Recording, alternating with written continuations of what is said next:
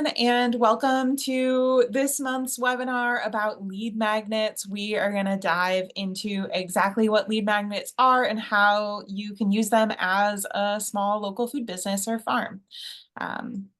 If you're not familiar with Taste the Local Difference, we are a local food marketing agency that specializes in supporting agriculture, food, and beverage producers.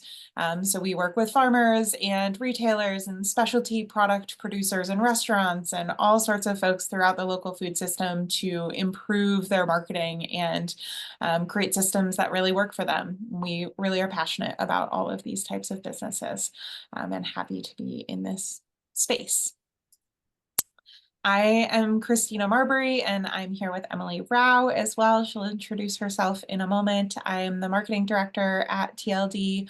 My background is really a mix between food systems work, from like managing farmers markets and doing cooking and gardening education, to being on farms and in kitchens, and as a front of house person. I've worked in most of the worlds of local food over the years. And now I have the great honor of working directly with farms and food businesses to help improve their marketing efforts. I'll let Emily introduce herself as well. Yes, and as Christina mentioned, I'm Emily Rao. I'm the media and brand manager at Taste of the Local Difference, and similarly to Christina, have been in the food world for quite some time. I've studied sustainable ag at MSU, and worked on many, well, not many, but several farms in Texas, Michigan, and Virginia. And I love doing this part of working with farmers and farms in a different sense than I was before, but still really exciting, and get to work with all different kinds of farmers and food businesses, which rocks. Okay, so lead magnets. I was just telling Christina recently that before I was in the marketing world, lead magnets was a phrase or a term, a marketing term that I wasn't super aware of. But when I found out what they were, it's like, oh yeah, I've seen these all the time. So the primary goal of a lead magnet is to get folks to your products or website or whatever you have, you're trying to draw people to. You get them there by getting contact information and sort of establishing that relationship up front. So a lot of times it's in exchange for an email or a phone number. And the way you get that is through discounts, promos, different guides you might download, or a template, or the quizzes that you love to get. I think I am a sucker for those. Is like, yeah, I definitely want to know, like, I don't know, like what I don't know. There's like a million examples, but I will give my email address for an answer. In the food world, you can see this example here is signing up to receive seasonal releases, and then 10% off your next visit is their promo. Bloom Mead and Ciders, a mead place in Ann Arbor, very delicious things. And 10% is very enticing. So yeah, of course, I'm going to put my email in, and that would sign me up for future offers and give them the chance to communicate with me. So that's just one example of a lead magnet. Awesome. So now that we have set the scene of what a lead magnet is, I want to talk a little bit about how to create a lead magnet that will be effective, because a lot of this comes down to knowing what your ideal customer might want and what would be helpful for them and worth them sharing their contact info with you. So the most important part when coming up with a lead magnet is to really know and understand your audience, to, figure out what it is that they're looking for or what sort of support they need to come around and then support your business even more. So this example that is shown here is from Shared Legacy Farm in Ohio, and they have A to Z vegetable storage guide on their website. They're a CSA farm, and so folks who are in their CSA might regularly be getting produce that they're not as familiar with. and they want to know how to store it and make sure that they can, make use of all of that great produce that they have without any of it going bad. So that's something that's highly useful to their audience and people who would be their ideal customer who are interested in putting up their produce, which make great CSA customers. So there's an example for a farm of something that you could share. Recipes are also a really great piece of information to share in this way. You might put together a booklet of like spring recipes for, promoting something that you have coming out in the spring, something like that that's seasonal and special and feels really valuable to folks. We already talked about discounts as a great lead magnet because people love a good discount. It helps to get them in the door, get familiar with your business, and gives them that time to fall in love with your business so they want to come back over and over again after they've had that great experience. And then that educational content. So this like storage guide, anything that helps people make better use of your product in the end can be really valuable. So the second piece on the slide here is about offering value. I feel like we've been talking about how all of these things might offer value. So really thinking about what it is that those consumers will find most useful and then creating something that helps them and also in turn helps you by getting some contact information so you can follow up and remind them about opportunities to support your business. So creating a lead magnet. So I think a huge thing to consider is making it beautiful, and maybe not beautiful, but just attractive to a potential buyer, customer, and then making it super obvious what you want them to do and how you want to get their information, how to download or access the lead magnet. So here in this example at Bon Bon Bon, the look of it is really draws your eye to it. And they really like simply just use their logo and their fonts. But I think it does stand out and it is a pop-up, which if you have a website, pop-ups are great ways to share your lead magnet, even if it's like the A to Z guide that we saw in the previous slide, that's a pop-up as well. So making sure folks are drawn to whatever you're trying to share.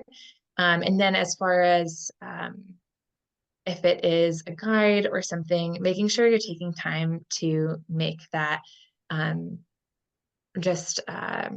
thinking about the copywriting and thinking about the visuals. Because if you release more things in the future, people will be like, that was like a really cool thing to have for my fridge or like to share with a friend. So they might be more willing to like share that as well. And then the call to action doesn't always have to be collecting a phone number or an email address. You might just want someone to make a purchase or follow you on social media or like something. So just making it clear what you want them to do. But I would say collecting that email address is typically the biggest one we see and the most advantageous to long-term relationship building.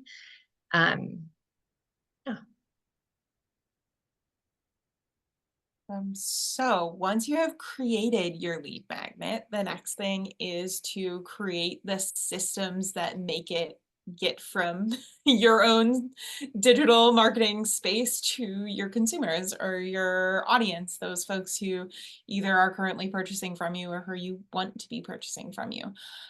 So I'd say there's kind of three main ways that you can set up this system, and the best option might depend on what technologies you're using, where your website is hosted, what kind of e-commerce platform you're using, what email platform you're using. But here are kind of the three main ways that you might want to consider doing it. The first one is with email. I think that especially if you're asking for an email address and signing people up for your email newsletters or email campaigns, whatever it is that you're doing to promote your business over email, sending them the lead magnet by email makes a lot of sense because it gets them used to receiving those emails from you. It gets them in their inbox, opening that first email, which will have benefits longer term for those emails showing up in their inbox as well. And in most systems, you can set something up so someone completes a form and that triggers them receiving an email. It can be a single email or it can be a series of emails as well. So you could use the email delivering that lead magnet as the first email they receive, and then send them a few follow-up kind of welcome emails that are automated over the course of the coming weeks after that first one, as a nice way to kind of welcome them to your business and give them the full picture of everything that you offer. So I do think that is my preferred method if your systems allow for setting that up easily. You can also provide them a download link. So, you know, it could be a lot of forms you can set up so they fill out the form and then it takes them to a page on your site that's sort of hidden unless they've completed the form to reach that page. This is kind of, I'm like blending the download link and the website landing page in my explanation. So you can send them to directly to the PDF that's housed somewhere on your website. It just, you know, opens up in a window and you can download the file from there, or you could send them to a website landing page. So another like fully built page on your website. There's a quick screenshot here of a page on our website that is hidden, that is just there for folks to download our media kit after they've completed a form, or for our staff to send to them so they can download it because it's a very big PDF that doesn't email very well. So a landing page can be a nice way to both offer them that download, and then you could include any other, you know, information or call outs that you want to make sure they see there as well. Awesome. So that is, you know, how we can get it into their inbox or on a web page for them. And I'm realizing I spoke ahead on our slides. That's okay. I mean, I think it just leads into this. So this is more detail about it. It's just, this is a Substack I recently signed up for.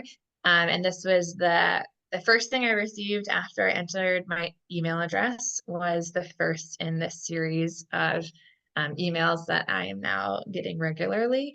But that email trigger, yeah, happened when I first signed up. And for this particular person's, it happened right away. But you can, if you want to, send it a day later, send it a couple hours later. There's a ton of options when it comes to email marketing. And there's a lot of different options for platforms, and they kind of have similar features, and it depends on what you're looking for, really. And a lot of them do have free versions that have at least this capability of like this automation. And then, as Christina was talking about as well, it can be a welcome series that maybe on my side of the customer side of things, they don't know exactly what your welcome series is, but it might go through different products you have. It might intersperse with like recipes or ways to use things, so you can continue to add value in those emails and not just continually push sales, sales, sales. But it will keep you relevant in their mind, and build trust. So again, for this example of this, what to cook when you don't feel like cooking, which is me all the way. I receive a weekly email with some recipes, and then I've got some ones that are paywalled, but I still continue to receive the emails. I don't unsubscribe because I get some other value in it too. So that's something to consider. And also, it can feel, if you're new to email automation, like it's this huge thing that you have to figure out. But something we like to tell people when they're doing strategy is you can start small. You can start with just this like this first email that these people receive, and then you have their email. So if it takes you a little while to create a series or start rolling out regular communications, that's okay. Like anything, it builds with time. If you're someone who likes to plan out every single thing ahead of time, you can do that as well, but you don't have to. Always a good reminder, collecting emails is valuable, even if you're not going to use them immediately, because when you decide we want to do it, you will be ready. Mm-hmm. Or if you have some special thing you want to share about, even if it's not regular emails that you're sending out, you have an audience to do that with. Awesome. I hope that this gave everyone a good understanding of what a lead magnet is and some ideas for how you could set one up for yourselves. We at Taste the Local Difference can definitely be of support if you're like, hey, I really want to do this. I don't have the time, expertise, whatever to do it myself. I want somebody else to do it for me. We can always help with that, or help, just set up the workflow and things if the technology side of things is a little more challenging for you.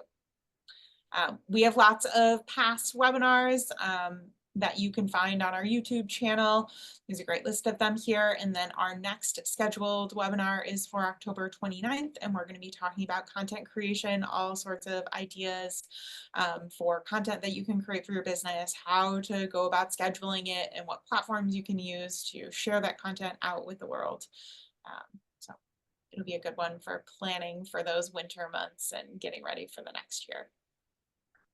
Exciting. Have a great rest of your day. Enjoy. Bye, everyone.